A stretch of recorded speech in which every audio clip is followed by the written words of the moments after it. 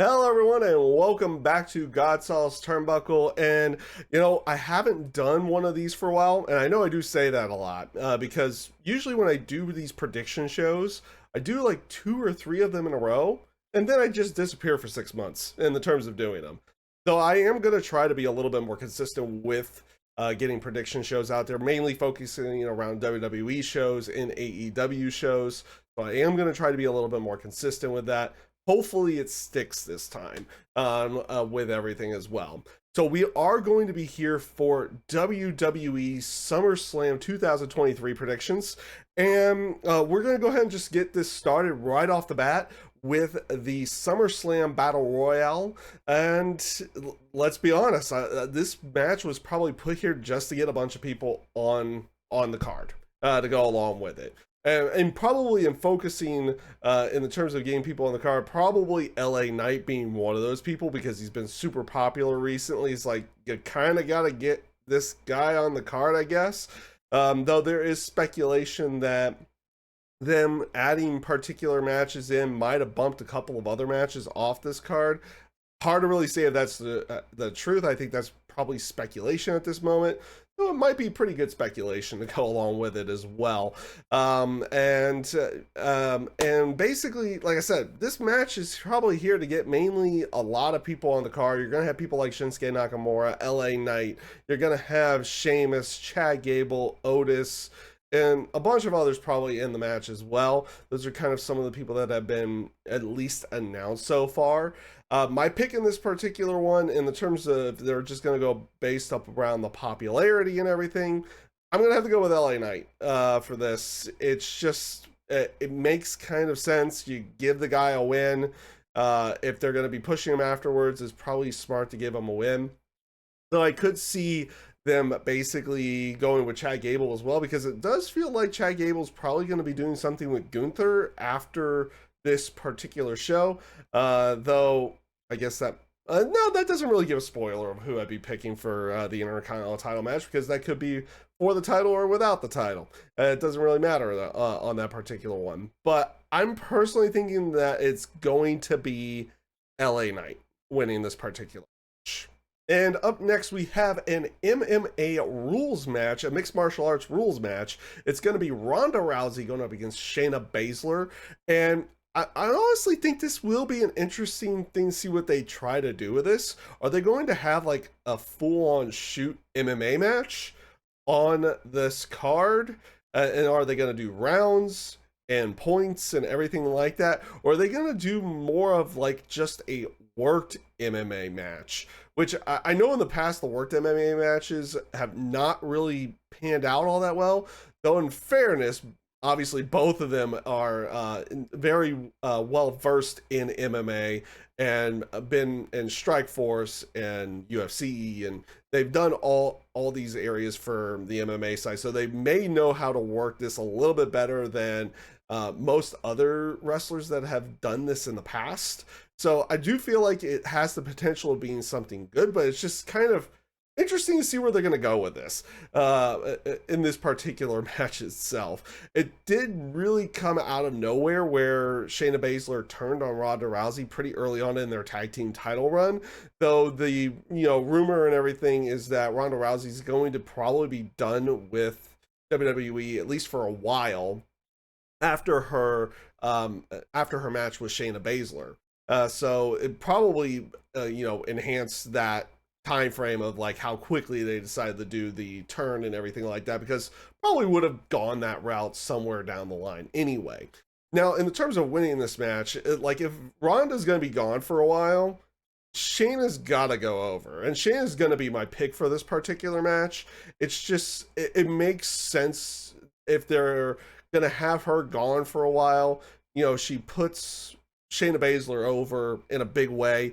The promos that they did going into this, especially mainly the Monday Night Raw promos, from what I've seen after the fact, actually have been really good with this. Some of the best work that I think both of them have ever done with this. So it should be an interesting match to see where they're going to go with and how it's going to end up working. But in the terms of a winner, I'm going to go with Shayna Baszler in this case. And up next, we have Logan Paul going up against Ricochet. Um, this has been kind of building ever since their spot in the Royal Rumble. That went really viral where both of them springboard into the ring and basically took each other out. A really cool spot, everything like that. And they've been kind of going from there. And honestly, it's been a very it hasn't really been that great of a build going into it in terms of at least building up promo wise, and that's not just on an aspect that I feel like Ricochet's done bad in his promos. I just don't feel like the material that Logan Paul's been putting out there has been all that great either. In the terms of a match itself, I feel like this is going to be a really good match. It's a match that has the potential of stealing the show, just in the terms of their athletic abilities from both of them. Oddly enough, I felt like the way that they've been going with their with the promo, especially on Monday, where Logan Paul brings up Ricochet's girlfriend Samantha Irving, the ring announcer, and in there, that made me really feel like they were gonna probably go with Ricochet as the winner, and probably wouldn't be shocked if they go that route as well. But the one thing that they haven't really done, it's been a long time, or they haven't done it in a long time, and it's actually been a really long time, is Logan Paul winning a match. And I feel like this is probably going to end up happening in this case. Me personally, I would prefer it to be just Ricochet and be done with Logan Paul in any way, shape, or form. But I feel like that, based upon other aspects of business and everything, they'll probably want Logan Paul around for quite some time to go along with it. So I feel like it's probably time that Logan Paul actually gets a win, and I'm gonna pick Logan Paul for this one. And like I said, don't really care for him all that much. Would rather have Ricochet win and maybe go on to another program of some sort. But yeah, I feel like they're gonna have to give Logan Paul wins at some point for people to actually care about him showing up in WWE. So yeah, I gotta go with Logan Paul on this one, as much as I don't want to begin with. But it is what it is. And up next, we're going to have the Intercontinental title match. It is going to be Gunther going up against Drew McIntyre. At this point in time, this match itself is probably going to be a good one if they just give it time. Based off of everything that they did at WrestleMania, the match, and anything that you've seen with like Sheamus and Drew McIntyre, and Gunther and Sheamus, and then that triple threat match with Sheamus, Gunther, and Drew McIntyre at WrestleMania. All these matches have been absolutely fantastic, and I don't expect any less in this particular one. You just expect a very hard-hitting match inside of this. In the terms of a pick, I've got to go with Gunther on this one, because it's, you're like, what, under 40 days, maybe a little bit more, 40 days away from him breaking the Honky Tonk Man's all-time title reign. In the terms of length, in the terms of having a title reign, it probably, well, not probably, it is better than the Honky Tonk Man's title reign. That was not that good of a reign. Let's just be honest with that one. Back in the day, but in the terms of that, in the terms of the length of days and that particular record, I see them wanting to break that, and it just makes it go towards Gunther actually winning this. And it looks like he does have some form of a ready-made feud coming out of SummerSlam with Chad Gable. At least that will set up in the terms of going towards the next pay-per-view or anything in that sense. It just feels like that would be the case here. So Gunther is going to be my pick for this match. And like I said, has the potential of just being a really hard-hitting match, and also probably one of the best matches of the night as well.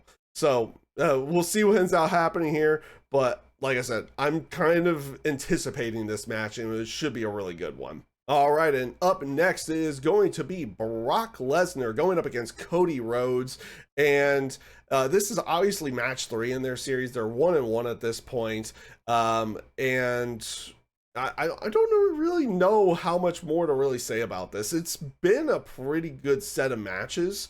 The feud itself, definitely, I like the intensity of the feud, though it is a lot of just like both of them going after each other. Leading up into SummerSlam, it definitely feels like Brock Lesnar has had the advantage, and they're kind of giving that hint of an aura that, or that hint that, oh, Brock's gonna win this match. Brock's gonna win. Brock's gonna win. And I just feel like, in the terms of where they're going with this storyline, I won't say it has to be, but it feels like a Cody Rhodes win going forward, and him moving forward to potentially going after a major title or anything in that sense, because obviously the rumor aspect is that it's set to be Cody potentially main eventing WrestleMania again. That's the initial rumor. Who knows if that's going to hold? Obviously, we're still months away from WrestleMania. That may not hold any truth or anything in that sense, or if they even have a potential match set for Mania to main event WrestleMania at this point.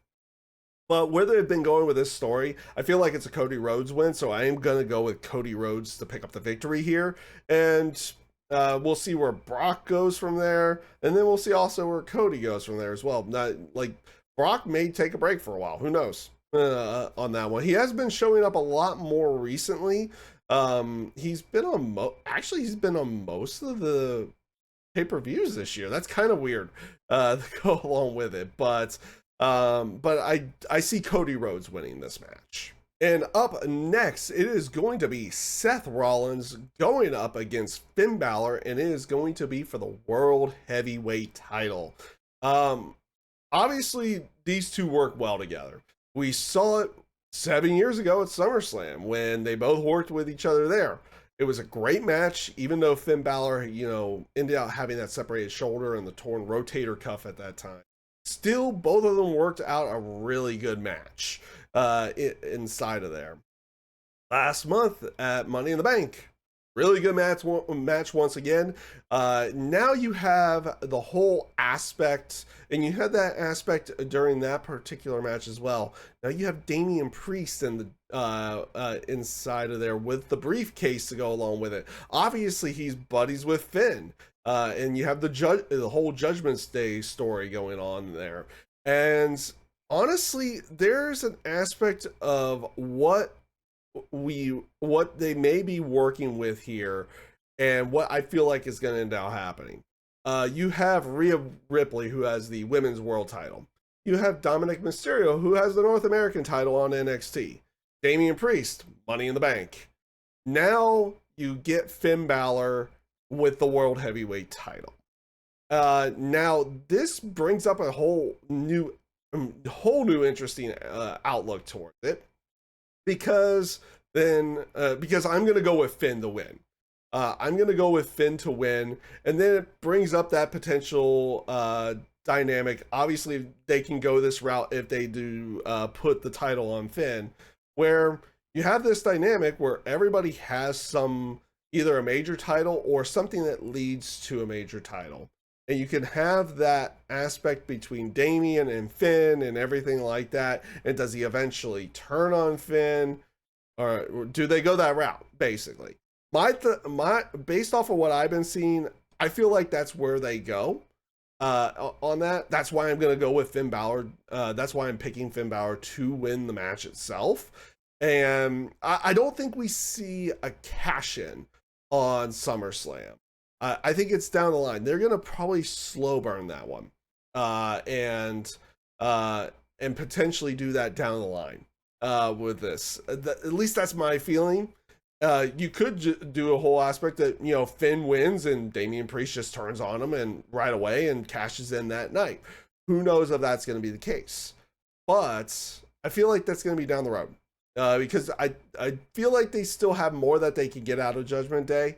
Or at least in the terms of stories or where they've been setting up everything, you feel like they can get more out of that. So it's maybe a little too soon to see them actually, break up the Judgment Day or anything to go along with that. So it'll be interesting to see where they decide to go with it.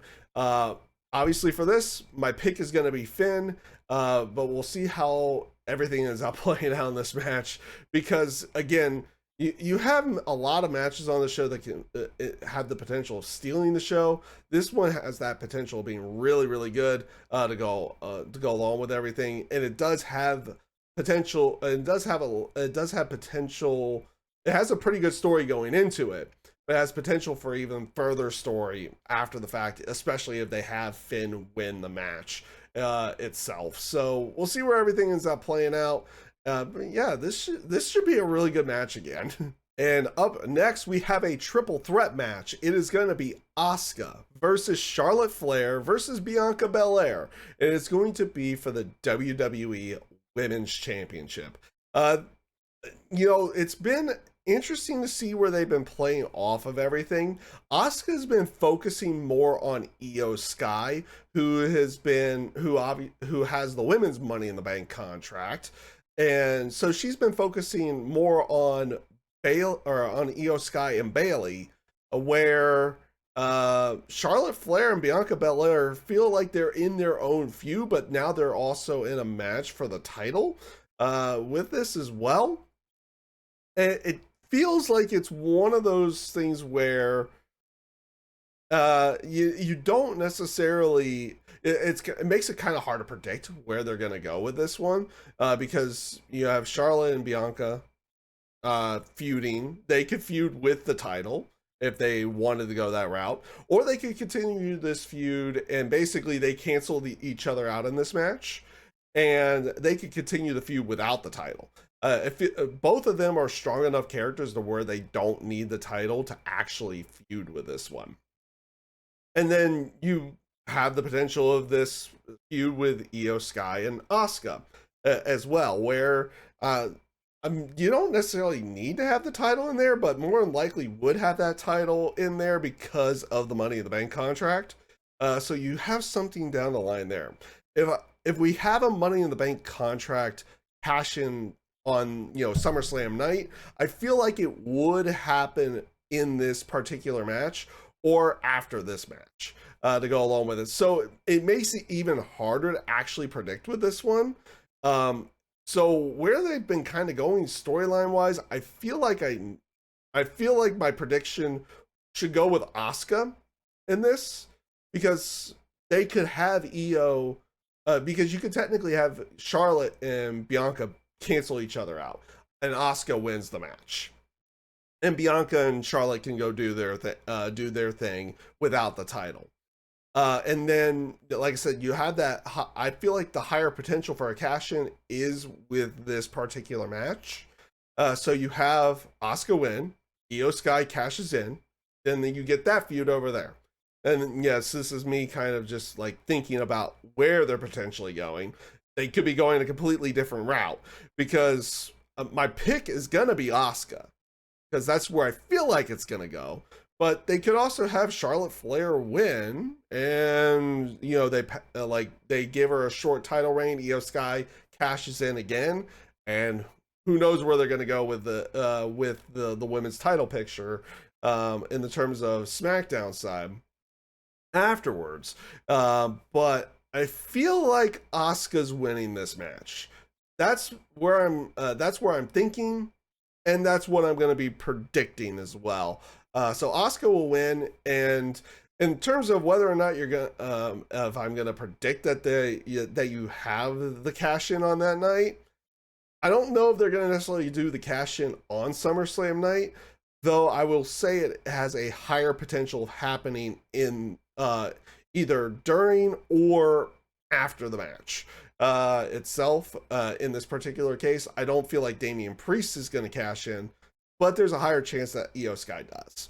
And up next, it is going to be the main event of the night. It is going to be Roman Reigns going up against Jey Uso. It is going to be for the WWE Universal Heavyweight Championship. And yeah, you can basically say it now. He is main event Jey Uso. He's the the Usos main evented night one with Sami Zayn and Kevin Owens at WrestleMania. And Jey Uso is going to be main eventing SummerSlam and what is going to be called a tribal combat match. Basically, as far as we know, it's basically anything goes.